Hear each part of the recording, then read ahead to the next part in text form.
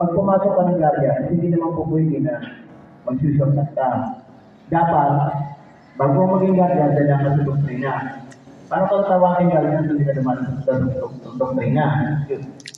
Kumbaga sa mga pumapayag ng gano'n, kumbaga sa hindi yung kawawa yung sa'yo nag-recruit yung kawawa kayo. Kasi pag kayo nakasalubong ng mga pioneering ng mga guardian, pag may tinanong sa'yo na hindi masagot, yung pag-ano minsan iba, lalo yung mga mayayabang ng mga matatagal na guardian, minsan pinapapusap ka. Kaya minsan sa pagkakas, wala naman yung alam, wala naman tinuro sa inyo.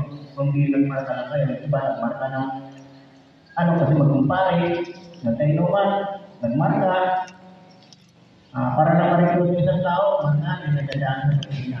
Mali yun. Dapat dadaan sa pagkina para alam namin kung ano ang pinasok natin o yung vision. At sa ayaw bibigay pala, wala kami hinihingi bayad para makakasok sa amin. Wala kami registration fee.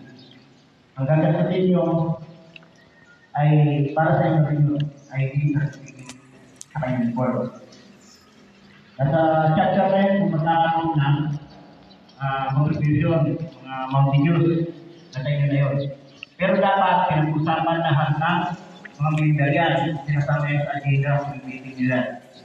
Kung saan mapupunta yung contribution nyo, pati, anong gagamitan nyo. Pero dapat talaga meron mo yun para hindi na magkaroon tayo ng problema o kaya magkaroon ng problema yung mga military nyo, pwede natin mahugot yun.